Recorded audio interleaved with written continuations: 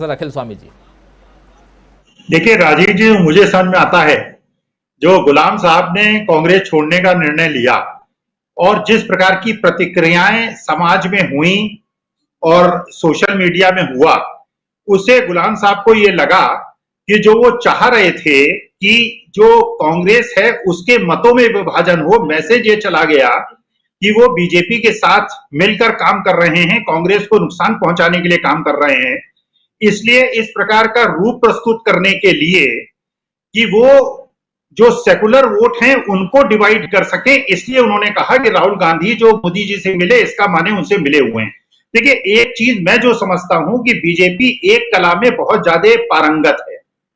वो कला ये है कि एक कांटे से वो दूसरे कांटे को निकालता है और उसके बाद दोनों कांटों को फेंक देता है।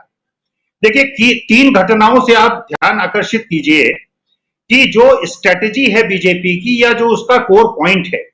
अभी आपने देखा कि राज्यसभा के 3 ऐसे राज्यसभा के सांसद थे जिसमें जफर इकबाल थे, जिसमें एमजे अकबर थे, जिसमें मुख्तार अब्बास नकवी थे।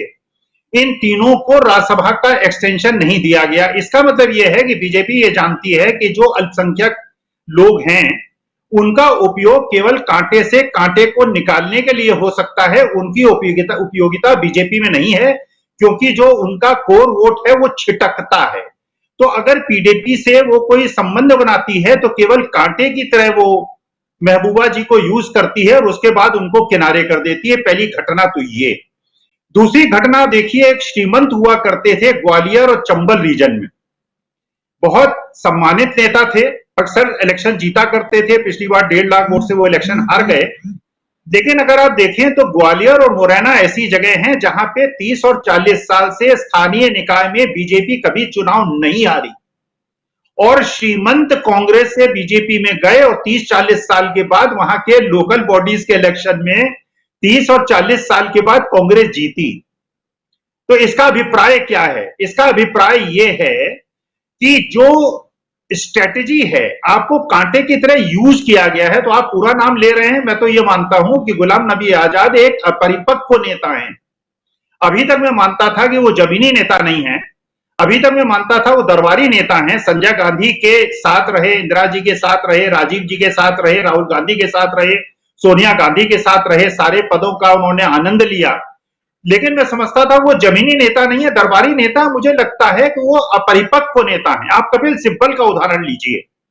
कपिल सिब्बल ने भी कांग्रेस छोड़ी, कपिल सिब्बल भी राज्यसभा के मेंबर बने, लेकिन उस पर इतना डिस्कशन नहीं हुआ क्योंकि उन्होंने उस पार्टी का समर्थन लिया जिसके जो बेसिक कोर मूल्य हैं वो सेकुलरिज्म है और वो डेमोक्रेसी है, उसमें कहीं विरोधाभास नहीं है। तो जब गुलाम साहब को यह पता है कि जो उनका व्यक्तित्व है या उनका जो एक पहचान है समाज के अंदर, वो बीजेपी की कोर विचारधारा से कहीं मेल खाती ही नहीं है और अंत में उनको कांटे के यूज करके फेंक दिया जाएगा, तो उसके बाद भी वो उस प्रपंच में, आपने जैसे कहा कि विपक्ष कमजोर क्यों है, देखिए जो मेरी विवेचना है, जो मेरा विश्लेषण कहता है कांग्रेस के बारे में, तो अब ये जो भारत जोड़ो की यात्रा होगी उसमें कैसे उनको परिणाम मिलेंगे, कैसा संपर्क होगा, कैसा निर्णय मिलेगा, वो तो आगे आने वाली बात है। 1 महीने के बाद हम उसमें डिस्कशन कर पाएंगे। लेकिन मैं ये मानता हूं कि ये जो इस समय घटनाएं घटित हो रही हैं, मेरा पूर्वानुमान ये कहता है कि मुझे लगता है 2024 में बीजेपी का वापस लौटना अब नामुमकिन हो गया है।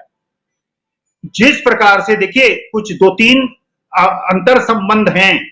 गुजरात और महाराष्ट्र के आपस में वैचारिक संबंध बहुत अच्छे नहीं है। महाराष्ट्र के अंदर गुजरातियों को एक प्रकार के बाहर से हुए माना जाता है, लेकिन जो उत्तर प्रदेश और बिहार के अंतर संबंध हैं वो बहुत अच्छे हैं। बिहार और यूपी जो है वो एक तरह से माना जाता है कि एक प्रकार का समाज है। आप अगर वेस्टर्न बिहार को देखें और ईस्टर्न यूपी को देखें, आरा, छपरा, बलिया, देवरिया, ये जितने क्षेत्र हैं इसमें सारी बिरादरी आपस में रिश्तेदारियां हैं।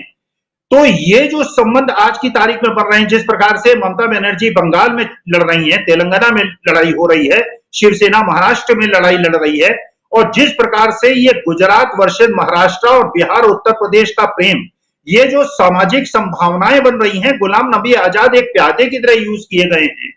लेकिन मुझे ऐसा लगता है कि जिस मकसद से ये किया गया है अब आगे आने वाले समय में श्रीमंत का क्या होगा, जो लोग कांग्रेस छोड़ के बीजेपी में गए हैं उनका क्या होगा, किस रूप में वो रहेंगे, कांग्रेस में वो वापस जा नहीं पाएंगे, बीजेपी में उनको स्थान नहीं मिलेगा, क्योंकि जो बीजेपी का कोर वोट है वो इनको स्वीकार नहीं करेगा, वो इनसे बिदकता है।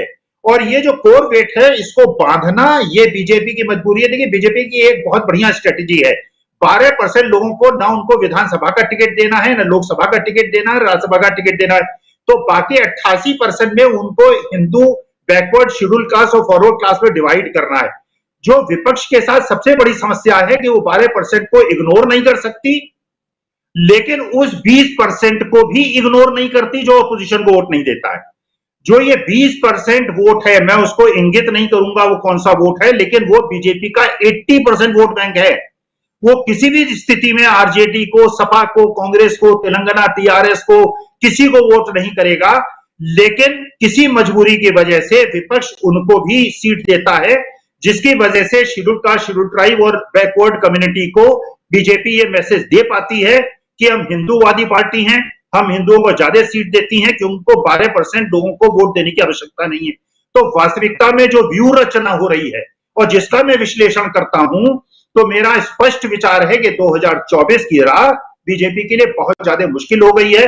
गुलाम नबी आजाद जैसे जो प्यादे हैं वो ज्यादा असर नहीं कर पाएंगे, और वास्तविकता में राहुल गांधी सोनिया गांधी के रोल में होंगे और मनमोहन सिंह के रोल में मैं नीतीश कुमार को देखता हूं। अंत में बिहार और उत्तर प्रदेश का ये जो परिवर्तन होगा ये पूरे देश में व्यापक होगा और पूरी तरह से सत्ता परिवर्तन कर देगा। राजीव जी, आप तो बिल्कुल 2024 की एक जो है रूपरेखा, एक पूरा पिक्चर जो है वो दिखा रहे हैं, और अगर ऐसा हो तो बहुत ही दिलचस्प होगा मुकाबला, ये तय मानिए। और 2024 बहुत ज़्यादा दूर नहीं है, 2022 आधा बीत चुका, आधा से ज़्यादा, 4 महीने का वक्त और है 2022 में। 23 और 24 अप्रैल मई में चुनाव, तो देख लीजिए क्या कुछ होने वाला है। धनंजय कुमार जी, क्या लगता है ये प्यादे जो निकल के आते हैं, फुदक फुदक के बाहर आ रहे हैं, इन्हीं में से आज गुलाम नबी आज़ाद कह रहे थे कि क्या कारण है राहुल गांधी को ये भी सोचना चाहिए कि उन्होंने जो अपनी टीम बनाई थी वो टीम भी उनको छोड़ कर चली गई। कुछ के नाम भी वो गिना रहे थे, जिनमें श्रीमंत का नाम ले रहे थे। मैं अभी खुल के बता रहा हूँ, ये साहब जो हैं वो ज्योतिरादित्य सिंधिया, जिन्होंने सरकार गिरवा दी थी कमलनाथ की। उसके बाद आप असम देखिए, आप ऐसे बहुत सारे, जितिन प्रसाद को देख लीजिए, बहुत सारे यंग हैं, युवा लीडर्स जो धीरे धीरे छोड़कर चले गए। तो कह रहे हैं गुलाम नबी आज़ाद कि राहुल गांधी में उतना कौशल नहीं है, पॉलिटिकल समझ